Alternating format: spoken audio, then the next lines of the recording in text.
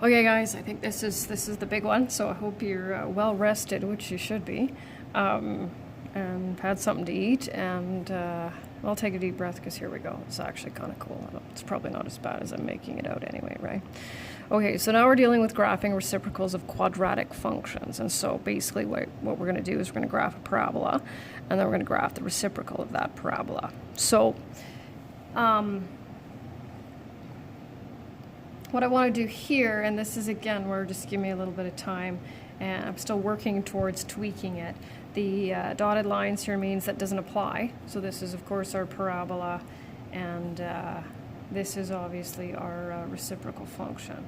So we know that when we graph a parabola we need the vertex, right? And we also know, and this is I think what makes this tough is just the number of concepts that we have to go back to, right? So I mean we're going way back now to the green unit. All those kinds of things. So this is written in standard form. So we need the vertex, and we can get that one of two ways, either converting it to vertex graphing form or doing the x equals negative b over 2a. Doesn't really matter to me. What I've done just to save a little bit of time is I've actually converted it for you. So it doesn't matter if you use decimals or fractions, just make sure that you don't round anything, and keep it the way that it is. So but what's nice about this one is it enables us to more easily calculate our intercepts. So when we put y is equal to 0 and factor, we end up getting the x-intercepts of negative 3 and 0. So I hope I didn't go through that super quickly, right? 0 equals factor, there they are. Y-intercept, we put 0 in place of x, this is the nice one, 0 squared plus 0 minus 6. This is where it's going to cross the y-axis. And coordinates, keep forgetting to change that, coordinates of the vertex based on this right here are negative 1 over 2 and negative 25 over 4. And so we pretty much have everything that we need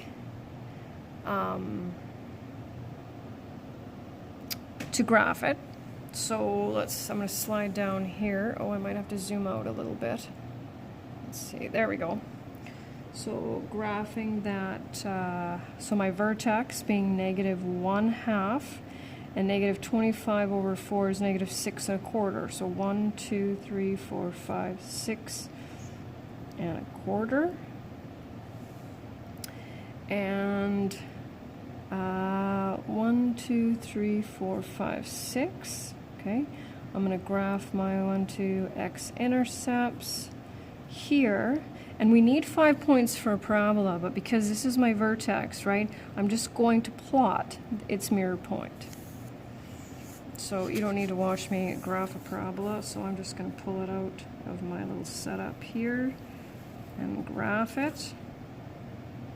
Now I'm assuming, of course, that you've done and checked the one from the linear. Otherwise, it's just going to be way, way too complicated to figure that out. Okay, with me so far?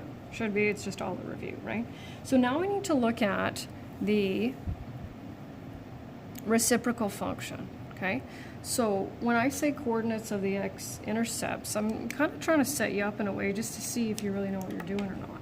Because we know that reciprocal functions cannot have x-intercepts. They will never cross the x-axis no matter what. So we're going to go here right away and go no x-intercepts. Okay, but what do we know about where the x-intercepts of the original function?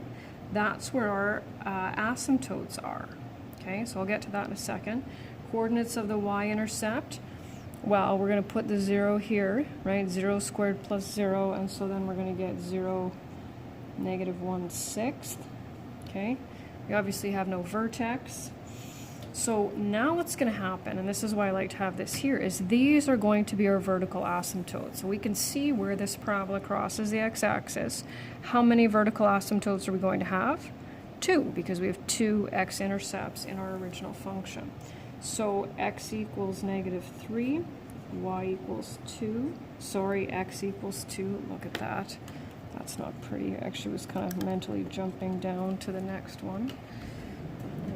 Let's get rid of that. that's an X. Yeah. There we go. Okay, it's gone. Y equals 0, and there's another X equals 2. So we're okay. All right. So I'm going to slide down now here, and then I'm going to put in those vertical asymptotes.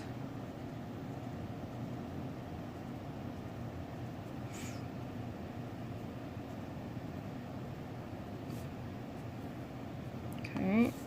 And then this one here. And you can already tell, since we have two vertical asymptotes, that it is going to look a little bit different, right? It's not going to look like the linear, and why would it, right? A parabola doesn't look like a line. So I'm just going to pull this out. It's hard for me to rotate it here, otherwise it's... And then I'm going to draw in my... And I draw it a little bit higher.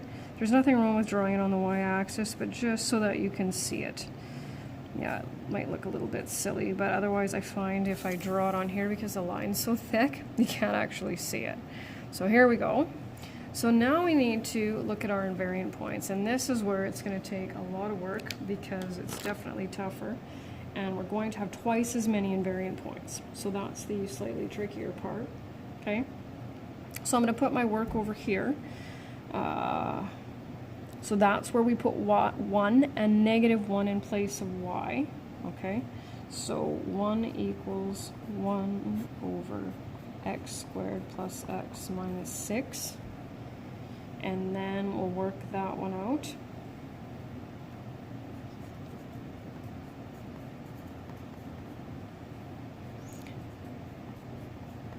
So again, tricky because now we're going back to the pink unit, right? Now we need to solve that. Clearly we can't take factors of 7 and have them add up to 1, so I'm going to use the quadratic formula. And bear with me, I'm going to skip a lot of steps because I always assume at this point that's, even if I'm teaching it, that students are with me, right? So there we go, divided by 2 times 1. So then x equals -1 plus and minus 29 over 2.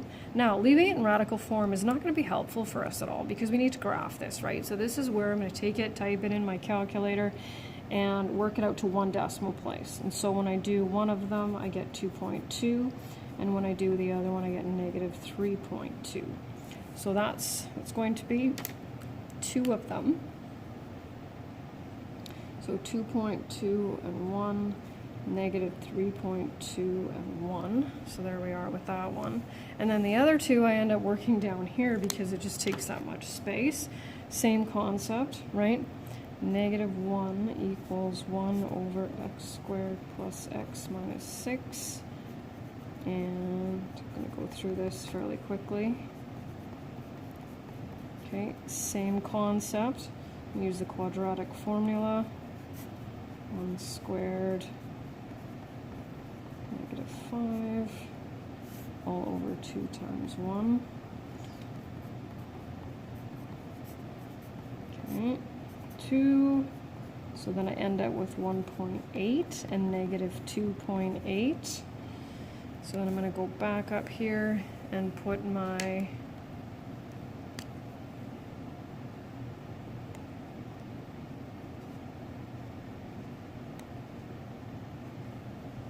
those in there. So this is where, before we get to that 2 points per section, this is where I'm going to plot now what I have. Because I have a y-intercept and I've got 4 invariant points, and so we're going to plot those. And like I said, the nice thing about those invariant points is that if they do not end up on our parabola, we know that there's something wrong. So 0 and -1 over 6, right? About right there. Okay. What else do we? 2.2 and 1. So here it is on there. -3.2 and 1. And then 1.8, -1, -2.8, -1. Okay. So again, I can just imagine you looking at this going like, what the heck does that even mean? Because you know it cannot cross or reach those asymptotes, right? So what we have here, we have 3 points in this section, so we can already draw this one, and this is, so here's a weird looking one, right? We know it can't go that way, so it goes this way. Now, my guess is that you can already imagine, right, because it can't touch this one or this one, and same thing, that we can draw this, but we still need that second point. So we're going to need one more point for this section and one more point for that section. So I'll go over here. So again, beyond here and beyond there. And so y equals 1 over 4 squared. 4 minus 6 is 1 over 14. Real fun to graph, but I did make your graphs quite large. That was a suggestion given to me, I think the first time I taught it. So those are my invariant points that I'm going to use. I'm going to stick them up here. So 4 comma 1 over 14, negative 6 and 1 over 24. Then I'll go back. So negative 1, 2, 3, 4, 5, 6 up here, which we knew anyway. 2, 4, and 1 over 14, and then we can finish drawing it. So I'm not going to say it gets easy after this because I don't want to lie, but I do recall this being the toughest. So there we go. And then last but not least is the same thing we did in the linear section, is where, and this is the one where I, without meaning to, I kind of tortured the students the first time that I taught this, and I've just made it a lot easier. So graph the reciprocal. I don't want to say don't do it, but if you can graph what I just finished teaching, don't stress too much about this. This is, though, very similar. So what I've got here is graph the reciprocal of the function x squared minus 2x minus 3, and there it is down there. So I'm going to try to do it this way instead, and instead of writing a whole bunch of things in there, if you want more of the details, then just look at the notes because I've included the notes. So once we have the original function, we know that our vertical asymptotes are going to occur at the x-intercepts of the original function. So already, right, I can draw this here. Okay, so I got one, and there's my other one. Horizontal asymptote never changes. Every time I do this, I still feel bad at all the work that we ended up doing the first time. Totally unnecessary. I mean, sometimes you do have to do a lot of work, but sometimes you don't. Yeah, I know I'm talking to myself. There we go. Okay, so now when it comes to calculating invariant points, that gets a little bit tricky, but we can just plot them, right? So what we have to do to plot them without doing all that work, because that work was kind of crazy, right, is we go to the y-axis, okay, and we go to where y equals 1. We slide over to the parabola, put a point there, right, put another point there, and then we go down to -1 and do the exact same thing, because these are our invariant points, right? Okay, and then we just need a little bit more information, right, just to see what we've got here. And so this is where our y-intercept comes in handy. I'm going to go back up here now, put these here, x equals -1, x equals 3, right? And so we have our invariant points already, but we still need a couple more points per section. So I'm going to add those in there, and then I'm going to graph. So the ones that I used were -2 and 1/5, and 4 and 1/5. So I'll plot those, -2 and 1/5, and 4 and 1/5, and then of course I have a very similar graph to the one that we just finished drawing. What do you think is going to happen, or would happen, if you ended up with a parabola that opened downward? I hope you can kind of visualize it. I'm not telling you, but take a deep breath, because that's the toughest thing that I've got. So I'll let you complete the assignment tomorrow. And I'm trying to think if there's just one more thing. I'm going to just touch on calculus. I know that's the last thing, but to be honest with you, I can't quite remember. But don't worry, I'll keep you updated. Okay, take care, and we'll talk to you soon.